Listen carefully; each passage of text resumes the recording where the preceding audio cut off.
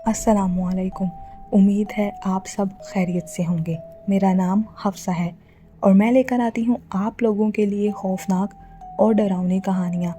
अगर आप भी अपनी स्टोरी हमारे साथ शेयर करना चाहते हैं तो डिस्क्रिप्शन में दिए गए व्हाट्सएप नंबर पर शेयर करें।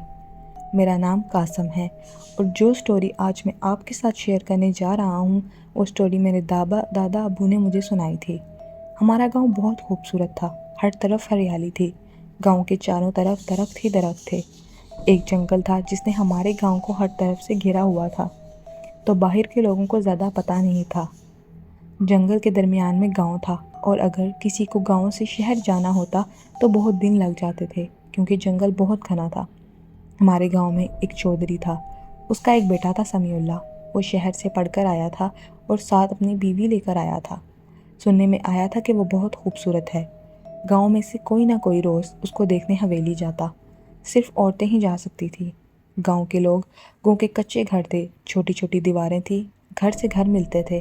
सब आपस में अपना हर दुख सुख शेयर करते थे। हमारे घर के साथ अम्मा बशीरा का घर होता था। वो बेवा थी और उनका एक अलड़ जवान बेटा था। बेटे का नाम अली अहमद था। बड़ा गबरू जवान था, बड़ा ही शरीफ लड़का था। बस अपने काम से काम रखता, गांव में सबकी मदद करता था। खेती बाड़ी का काम था उसका। मैं भी छोटा सा होता था तो मैं उसके साथ साथ रहता था। हर साल जब फसल होती तो सब किसान अपने अपने अनाज में से कुछ ना कुछ हवेली देकर आते और कुछ अपने घर रखते, बाकी शहर जाकर बेच देते। फिर जब सब किसान शहर से वापस आते तो गांव में एक बहुत बड़ा मेला होता, खूब रौनक लगती। मेरी बहन शीनो थी, वो अली अहमद को पसंद करती थी। मुझे इस बात का पता था, पर अली अहमद शरीफ बंदा था, उसने कभी उसको आंख उठाकर नहीं देखा था। मुझे यकीन था कि अम्मा बशीरा शीनो का रिश्ता मांग लेंगी। गर्मियों के दिन थे, फसल कट चुकी थी, सब किसान हवेली अनाज देने जाने लगे। अली अहमद ने भी हवेली जाने की तैयारी कर ली थी। मैंने अली अहमद को जाते हुए देख लिया और बोला कि लाला मुझे भी साथ ले जाओ, मैंने भी हवेली देखनी है। हम दोनों ने बैलगाड़ी पर सामान लादा और हवेली की तरफ चल दिए। हवेली के बाहर पहुंच गए तो हवेली लाल ईंटों से बनी हुई थी। ये ऊंची ऊंची दीवारें थी उसकी। बड़ा सा गेट था। गेट से जब अंदर गुजरते तो साथ ही गोदाम था। हम उसके अंदर चले गए। गोदाम से सामने के बरामदे नज़र आते थे। जैसे ही हमारी नज़र बरामदों पर पड़ी तो सामने से छोटे चौधरी की बीवी गुजरी। वो वाकई बहुत खूबसूरत थी, जैसे सब बताया करते थे, बिल्कुल वैसी ही दिखती थी। अली अहमद तो जैसे उनका दीवाना हो गया था। बस एक झलक ही तो देखी थी। हम गांव वापस आ गए। हमने आकर सबको हवेली की कहानियाँ सुनाई। अगले दिन अहमद मुझे बोलने लगा कि चल आज फिर हवेली चलते हैं। मैंने कहा आज क्यों जाना है, आज तो कोई अनाज नहीं जाना। फिर वो कुछ सोचने लगा। अगले दिन मेला शुरू हो गया। हवेली से पूरा खानदान मेला देखने आया। औरतों को पालकियों में लाया गया, शहर से तमाशबीनों को बुलाया गया। अली अहमद आज बहुत खुश था। आज उसने दोबारा उस लड़की को देखना था। हम भी मेले में गए। वो दूर ऊपर एक स्टेज पर बैठी थी। सब आकर अपने करतब दिखा रहे थे और चौधरी साहब उनको दाद दे रहे थे। अली अहमद ने भी जाकर एक नज़म सुनाई। इस कदर पुरसोज नज़म थी कि छोटी चौधरी साहब की बीवी ने अपना रुमाल अली अहमद की तरफ फेंका। चौधरी साहब ने भी बड़ी वाह वाह की।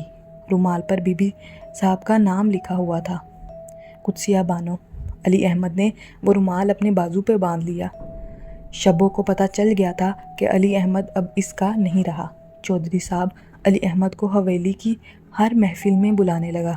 वो अंदर बहुत सी नज़में सुनाता, मैं भी इसके साथ जाता। फिर एक दिन अली अहमद एक दावत पर गया और चोरी बानो कुत्सिया के कमरे में चला गया। ये बात बस मैं ही जानता था। उसने अपने दिल का हाल उसको बता दिया। अब बानो कुत्सिया भी अली अहमद की मोहब्बत में गिरफ्तार हो गई थी। मिलने मनाने का सिलसिला शुरू हो गया था।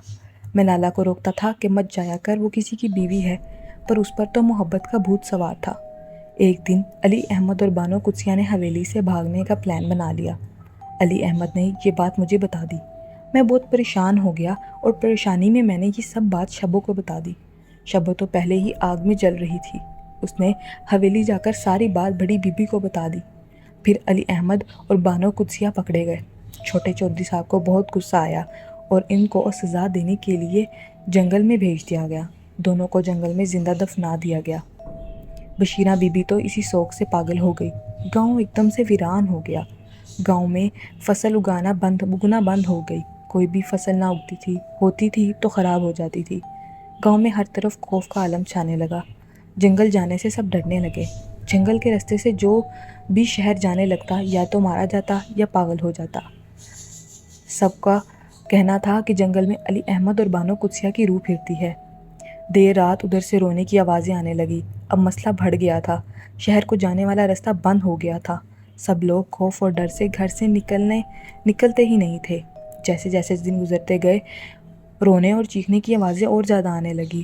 لوگ گاؤں چھوڑ کر جانے لگے۔ پھر وہ بھی وقت آ گیا جب گاؤں خالی ہو گیا۔ چودھری صاحب بھی حویلی چھوڑ کر چلے گئے۔ جب حویلی ویران ہوگی، میں خود حویلی جا کر اندر سے سب حویلی دیکھ کر آیا۔ ہر چیز وہیں کی وہیں پڑی تھی۔ گاؤں کو دیکھ کر ایسے لگتا تھا جیسے وقت رک سا گیا ہے۔ پھر وہ آخری باری تھی جب میں حویلی گیا۔ ہم نے بھی گاؤں چھوڑ دیا۔ بس اس گاؤں میں علی احمد اور بانو قدسیہ ہی رہ گئے۔